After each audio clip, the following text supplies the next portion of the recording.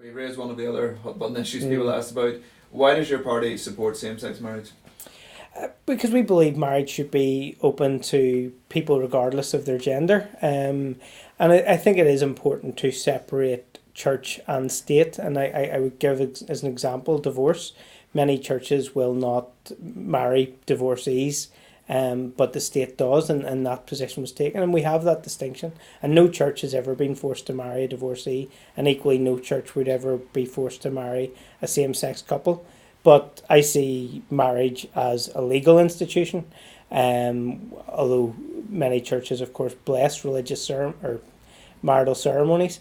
So I do believe we should extend the franchise of marriage to all. And I would counter the argument somehow that this devalues marriage. These people are on the streets campaigning for the right to marry. Surely that is going to enhance marriage at a time when the number of people getting married is falling. And where does your party stand on the issue of abortion? We believe it should be decriminalised. We do believe it should be treated as a health issue between a woman and her doctor instead of a criminal justice issue between the police and the woman and her doctor. People seeking treatment, as I say, shouldn't do so under fear. And the fact is, in Northern Ireland, all our law does, it doesn't stop abortion happening. It just means that women travel to England to access abortion. And the only thing we do is create an inequality between those who can afford to access it safely and legally in England, and those who maybe take more riskier avenues in Northern Ireland. Should issues like abortion and marriage be conscience issues? Well, we have clear party policy on both, and the reason being our policy was agreed unanimously. If there was a divided or mix of opinions on these issues within our party, then we might go down the view of conscience. But the reality is we debated both these issues, and there was a consensus.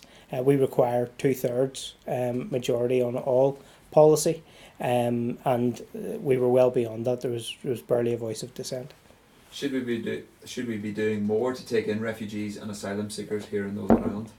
Absolutely, I believe so. I mean, I want us to be a compassionate society, and whether the comparison is apt or not, many people, I think, rightly ask the question, where would we have been around the time of the Second World War when Jewish refugees were seeking sanctuary? There are people fleeing religious persecution, they're fleeing war, they're fleeing poverty. I think as a compassionate society we could and should be doing more.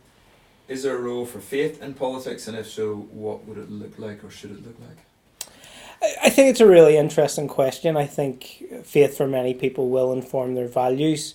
I do make the distinction between church and state. I think the government should be secular, but that doesn't mean to say the individuals who make up the government themselves should be. So I think that we should all be informed by our values, but the decisions we have to make have to be for our society as a whole, rather than maybe the religious community we come from, almost exclusively. And unfortunately, sometimes in Northern Ireland politics, I think we see parties making decisions for one so-called community rather than for the whole of Northern Ireland.